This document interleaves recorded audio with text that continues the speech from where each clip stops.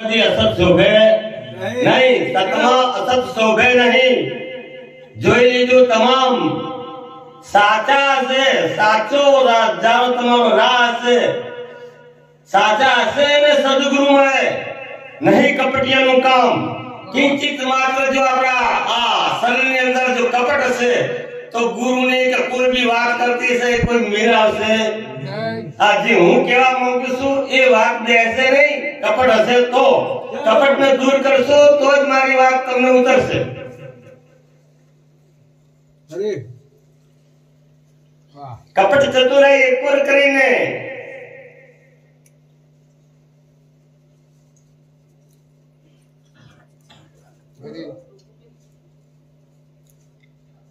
खूब खूब शब्दों आपने शब्द भ्रम से शब्द आ है, शब्द की ढग ढेरियों जेने शब्द पिसाणियों जेने ओर्यो जेने अमल में मिल्यो ये सदगुरु हमें दियो। સરસ। એટલે આજે તીસની અંદર મને બોલાવે આ ખાલી છે જોવા માટે સારું જુઓ, કાન આલ્યો છે સારું સાંભળો, બોલવાનું આલ્યો સરસ બોલો કે જેથી બીજાને પ્રિય લાગે, કોઈને દુઃખ થાય એવી વાત ના કરો। બહુ સમજવાની આપણને પોતાનો અનુભવ જ કામ આવશે, રેણી કેણી જ કામ આવશે, રેણી કેણી થી જ માણસ પરખાય। જો માલજીભાઈ મહાન એમની એક ગાથા હતી તે આપણે બધાને ભેળા કર્યા। હવે એની અંદર આપણને જે આ શબ્દ ભ્રમ છે અને શબ્દ ભ્રમની અંદર જો ઓળખાણ પડી જાય તો બેડો પાર થઈ જાય। એટલે ભજનની ખૂબ શરૂઆત ભજન એક તો सूरज उग्या पहला अजवाळू થઈ જાય, હવારમાં સૂરજ ઉગશે પ્રકાશ થઈ જશે પણ સૂરજ ઉગ્યા પહેલા અજવાળું થઈ જાય એવા ગુરુ ગોતી લેજો। અને સૂરજ ઉગે પછી કદી અંધારું ના થાય એવા ગુરુ ગોતી લેજો।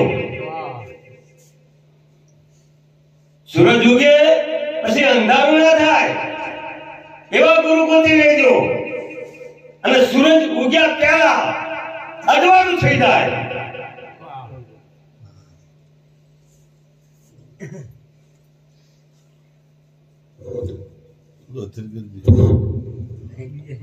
મારી વાતને સમજાય છે ને?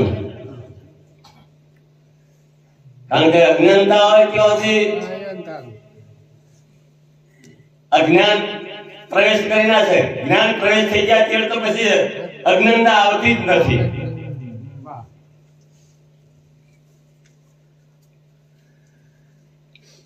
ભજનની અંદર કારણ કે મને ભોળાનાથ ઉપર બહુ ભાવ છે, કારણ કે આ મંદિર છે એ આપણું ધર્મનું મંદિર છે, આ માનવ મંદિર છે। तमेव माता च पिता तमेव, तमेव बंधु च सखा तमेव, तमेव विद्या च द्रविणं तमेव, तमेव सर्वः मम देव देवः। भोळानाथ છે ને કારણ કે જીવથી શિવથી આ જીવ થયો છે, શિવથી આ જીવ થયો છે અને જીવથી આ સર્જન છે। જેટલું તમે લાંબુ કરશો ને એટલે હેડવી જ જાય। જય હો। અને જેટલું તમે ટૂંકામાં પથાવશો ને જેમ તમે અંતર્મુખી બનશો, બહારમુખી નહીં અંતર્મુખ બનવું પડે। અંતર્મુખ બનવા માટે કાં તો ધ્યાનીને ખબર પડે, કાં તો જ્ઞાનીને ખબર પડે, કાં તો લક્ષ્યવાદીને કાં તો અભ્યાસીને। થોડું ઘણું તમે હવારમાં ભગવાનનું નામ લેતા ઓમ નમઃ શિવાય, ઓમ નમઃ શિવાય, ઓમ નમઃ શિવાય તો કપ ઘેર દે અત્યારે ગુરુ ગુરુ કરીને રૂગું થઈ ગયું છો। એ શબ્દ બહુ સમજવા જેવા છે।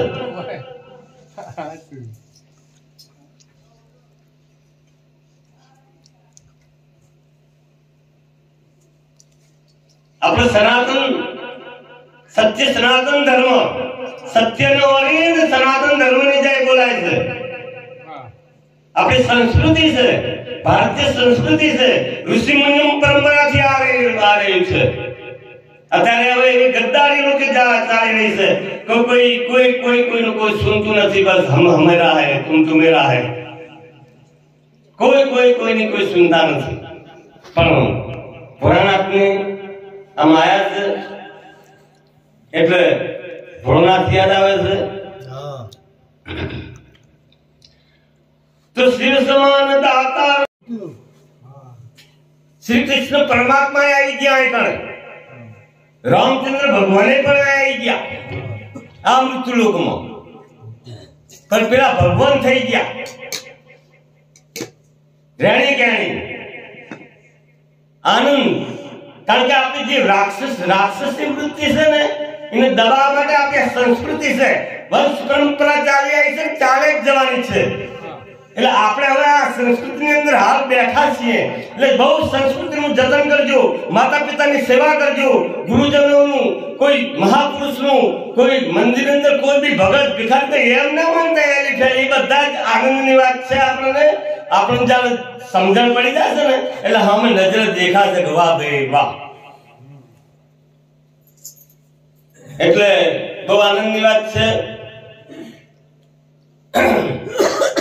આ યુગમાં અનુભવ